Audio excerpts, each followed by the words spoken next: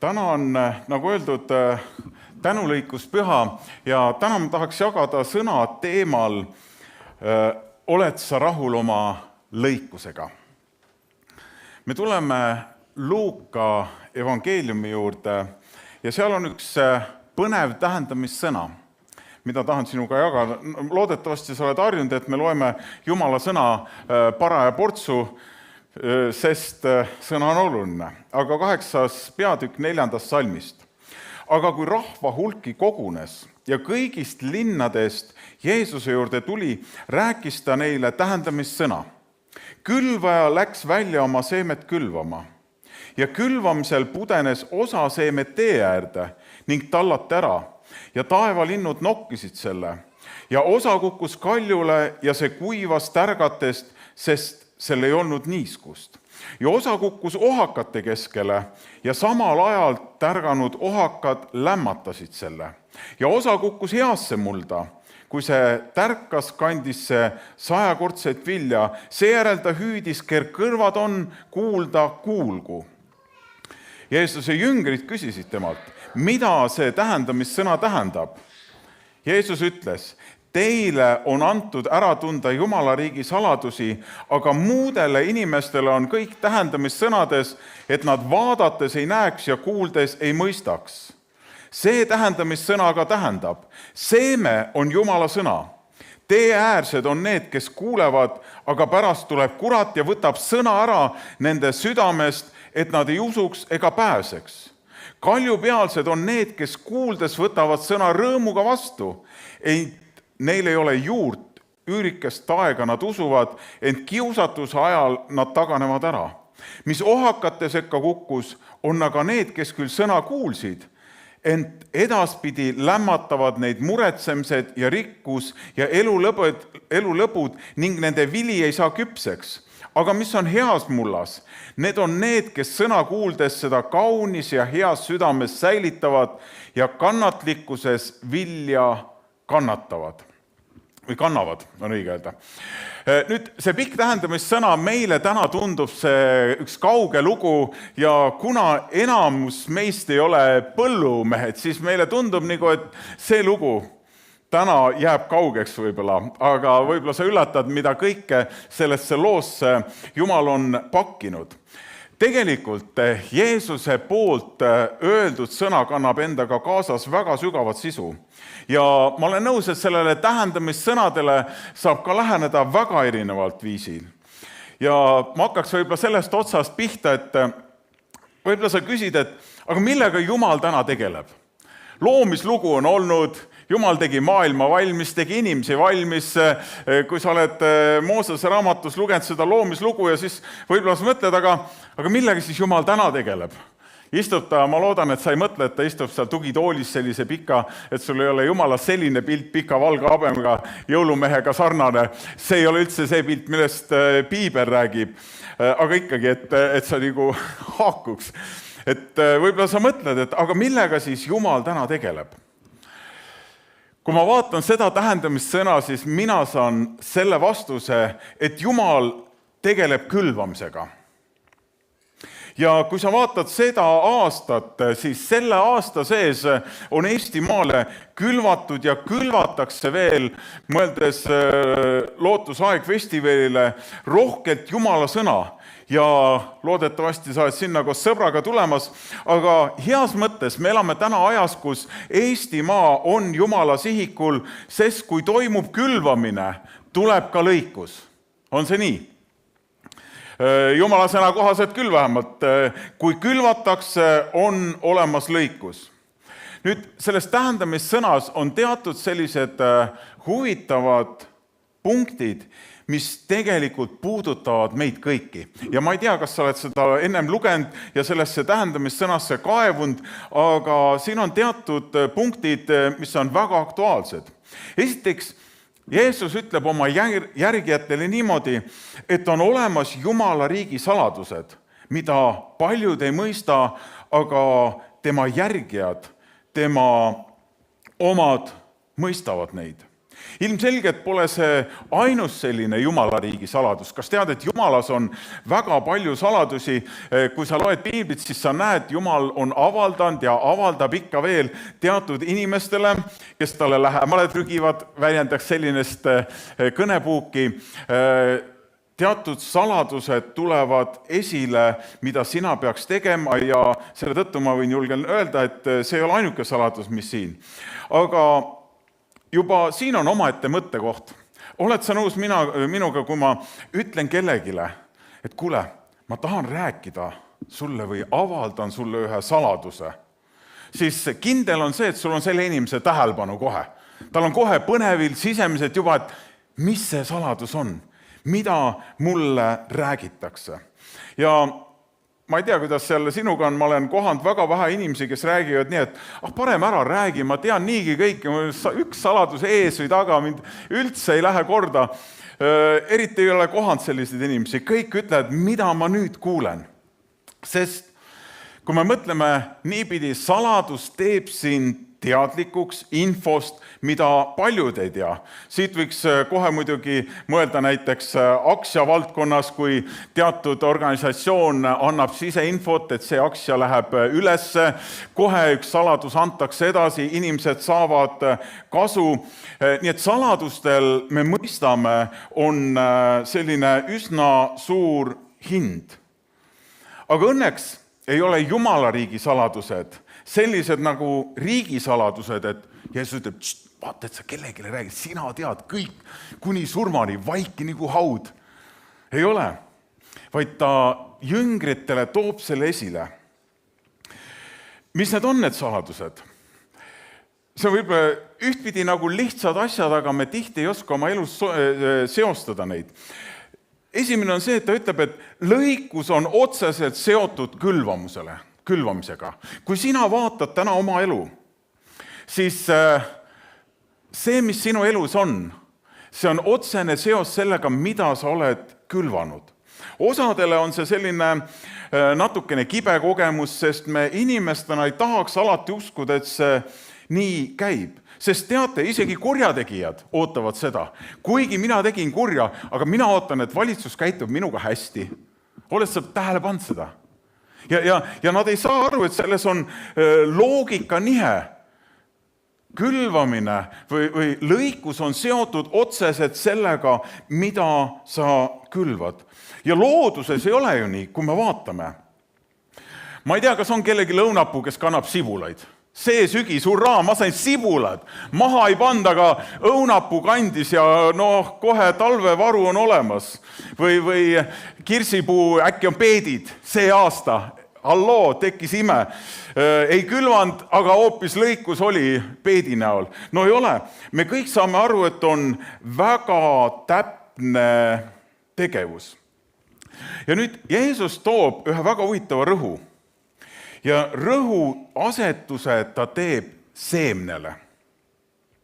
Seeme peaks olema tegelikult meie usuelus enamuse sellise tegevuse alus. Ja tead, mina olen näinud, me eirame seda väga erineval tasandil. Kas tead, kuidas kõigepealt? Võtame kas või kõige lihtsama finantsvaldkonna.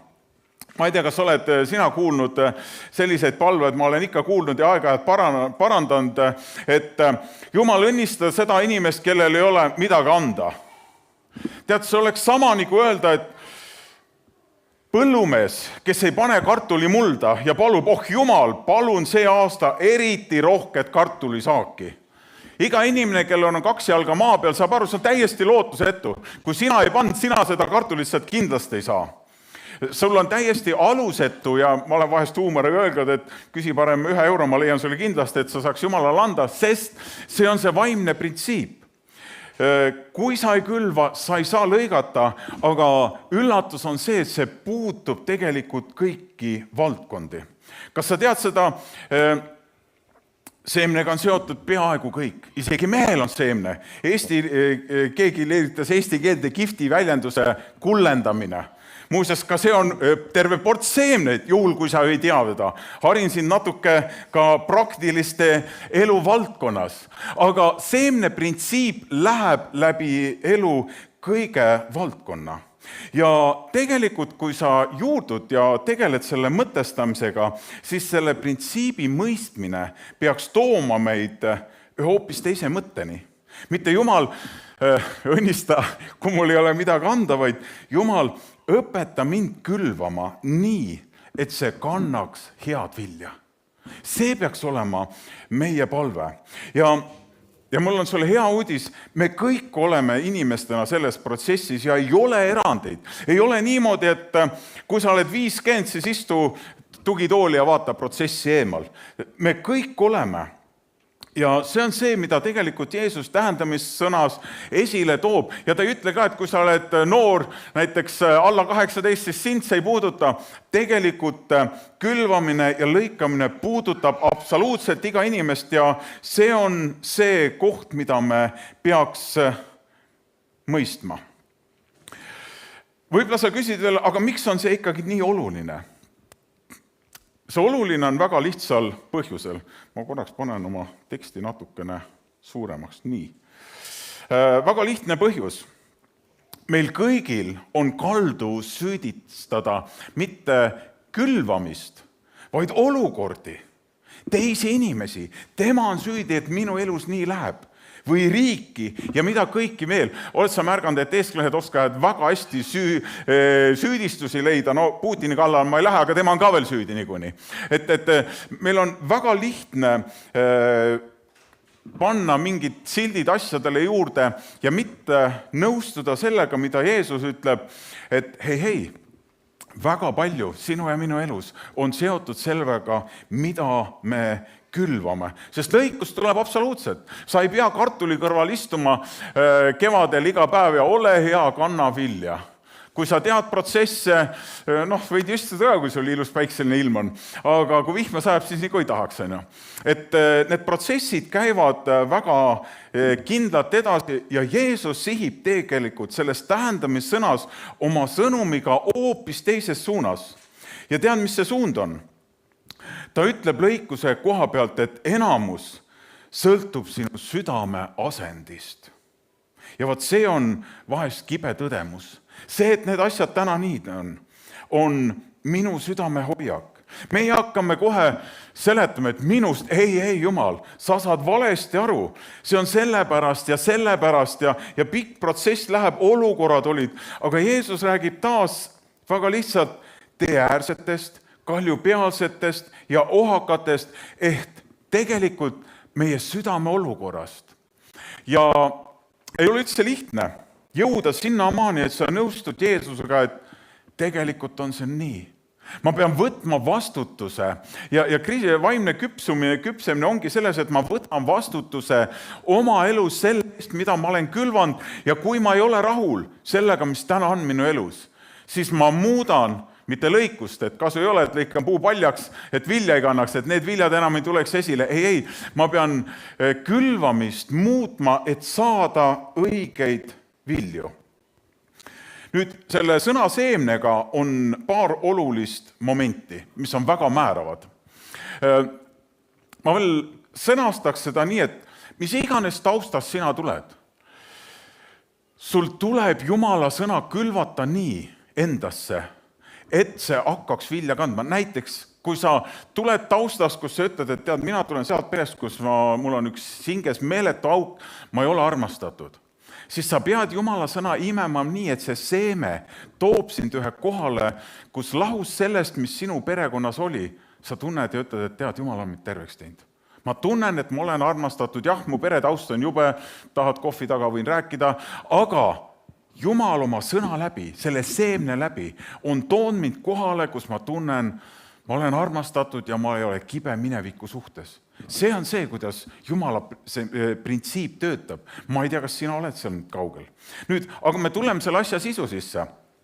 Selle seemnega on paar olulist momenti, õieti 4 momenti, mida mina avastasin. Ja esimene on see, tahtemoment.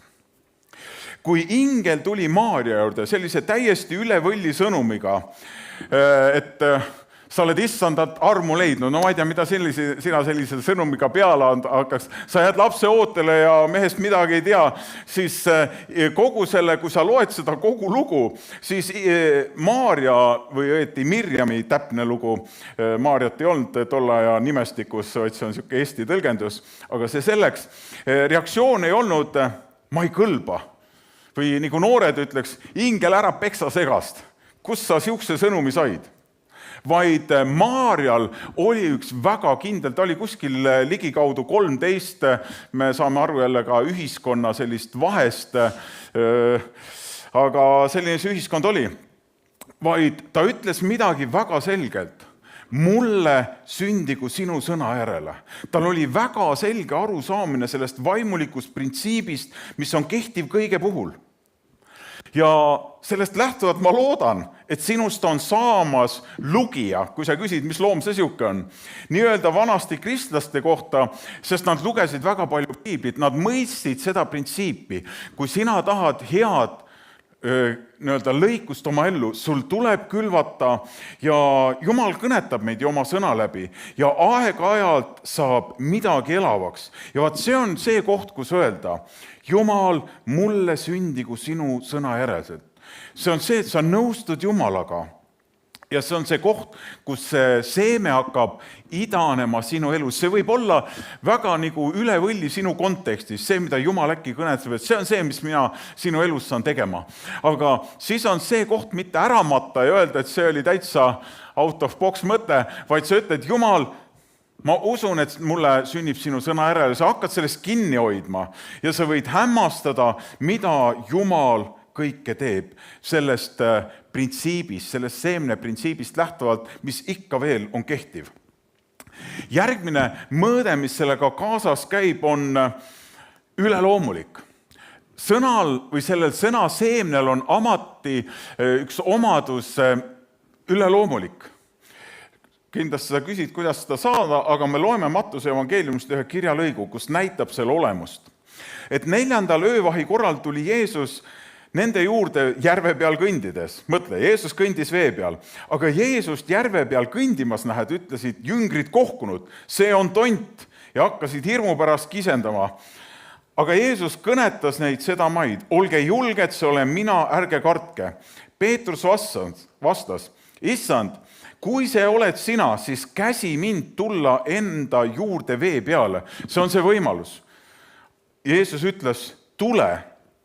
Ja Peetrus astus paadist välja ning kõndis vee peal ja tuli Jeesuse juurde. See Jeesuse poolt öeldud sõna omas võimekust teha midagi, mida tavaliselt ei juhtu. Inimestena meie teeks kohe vee peal käimise kursused või mingit sellist asja, aga see oli üks üleloomulik sõna, mis tuli Jeesuse suust, mis tegi võimalikuks selle, mida füüsikaseadused üleüldiselt ei kinnita. Meil on meri lähedal, sa võid katsetada seda. Kui sina Jumalat ei saa, üks on kindel see, märjaks sa saad. Ei ole sa vee peal, ei lähe siit vee pealt Tallinna sadamasse, sest saaks uudistes olla. No ei ole, märjaks saad.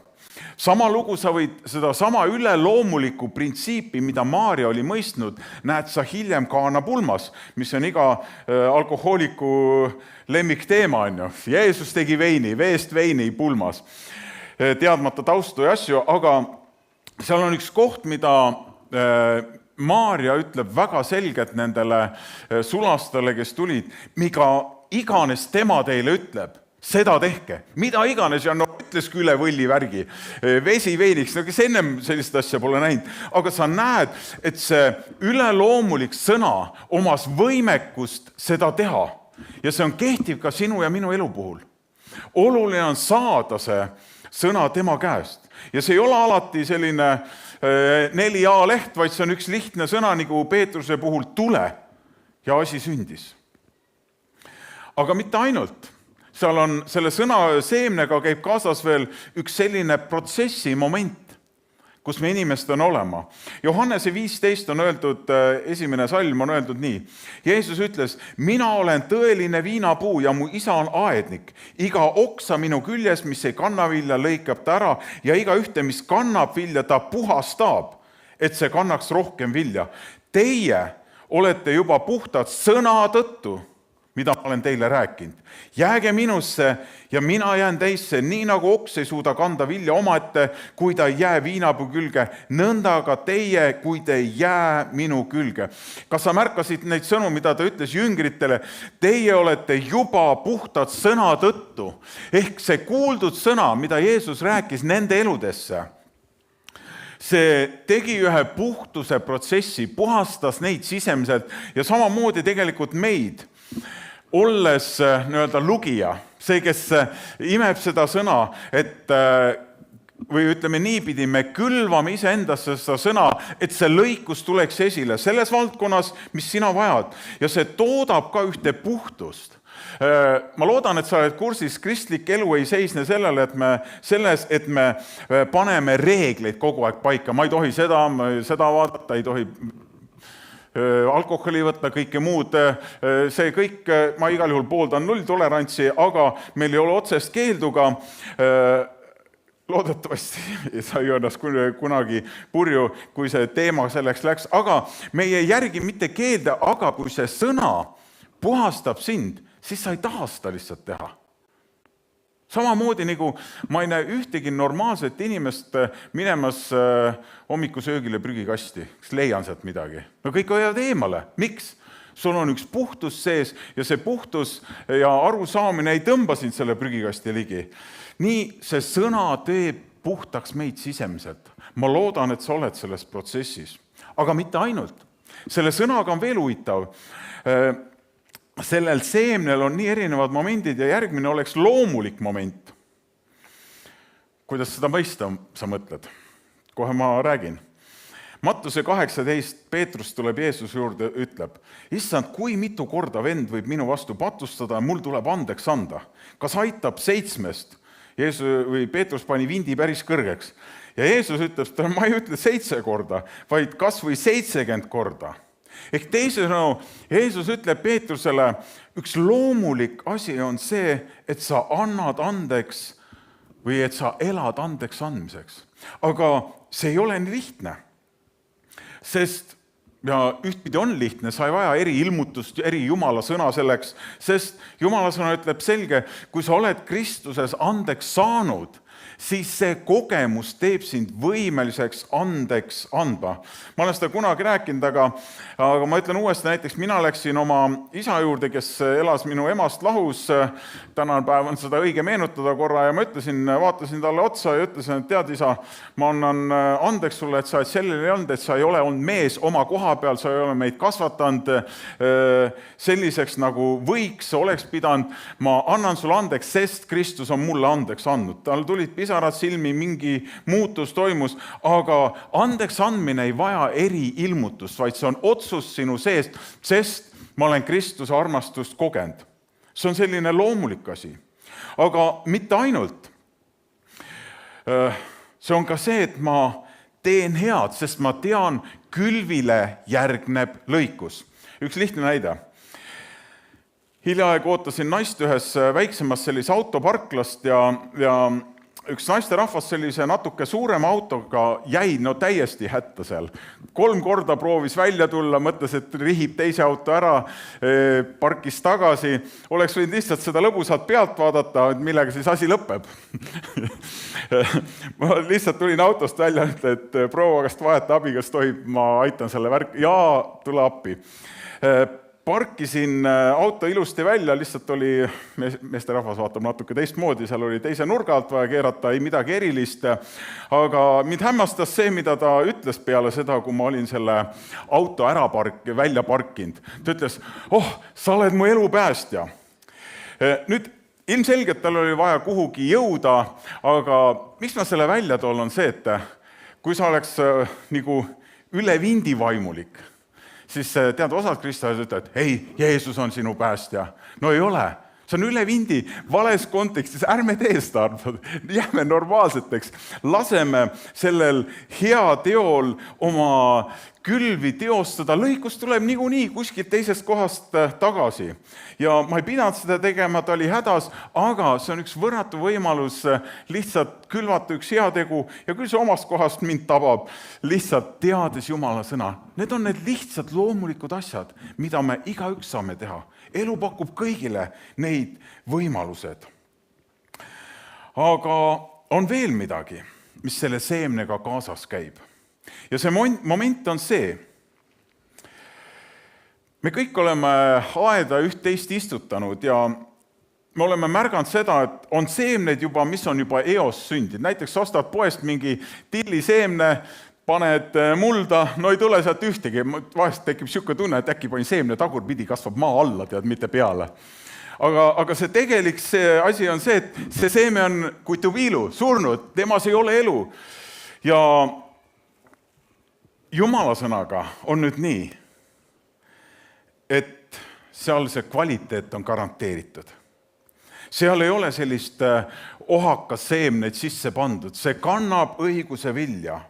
Aga see tänane koht on vaadata oma südamesse, mitte teise südamesse, vaid enda südamesse ja küsida, et kui mina ei ole täna rahul selle lõikusega, mis minu elus toimub. See puudutab kõiki suhteid asju, kõigest see lihtsalt ei jõua hüpata ühe kõnega. Aga kui sa ei ole täna rahul oma elu lõikusega, siis äkki vaataks üle külvamise ja vaataks oma südamesse, millised protsessid, mis maa minu südames on. Äkki on seda kõvadust veel. Või on ohakad nii palju, et see Jumala sõna seeme ei saa nagu üles tõusta selle jõuga, mis võiks. Ja selle tänase mõtte võiks kokku võtta sellega, et võib-olla peaks siis ütlema, et armas Jeesus, õpeta mind õieti külvama, sest ma tahan lõigata, ma näen, et su sõna, see tähendamissõna räägib sellest, ma võiks sest osa saada, aga veel ei ole. Siis võib-olla täna oleks see koht, et armas Jeesus, õpeta mind külvama sinu vaimsete sõnaprintsiipide alusel, sest lõikus on kuskil olemas, aga seda ei ole minu elus, tõuseme.